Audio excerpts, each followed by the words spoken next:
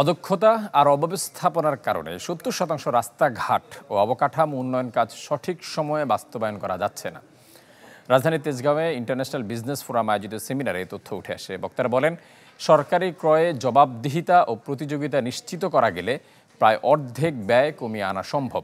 খাত সংশ্লিষ্টদের অভিযোগ, দেশীয় ঠিকাদারদের সঙ্গে দ্বিমুখী আচরণ করছে সরকারি দপ্তরগুলো।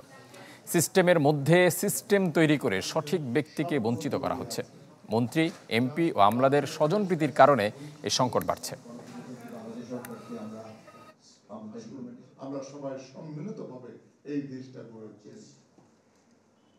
সিস্টেমের ভিতরে এক ধরনের সিস্টেম ঢুকে গেছে ইজিপিকে নষ্ট করার জন্য। আমার ট্যাক্স জিডিপি রেশিও কেন মেলে না, কেন উন্নত হচ্ছে না, তার একটি বড় কারণেই আমাদের এই পদ্ধতিগত বিষয়গুলোতে আমরা আসলে বিদেশিদের নানানভাবে সুযোগ দিয়ে দিচ্ছি। 180 ডিগ্রি ঘুরে এনেছে এই প্রকিউরমেন্ট স্কিমকে, পলিসিকে।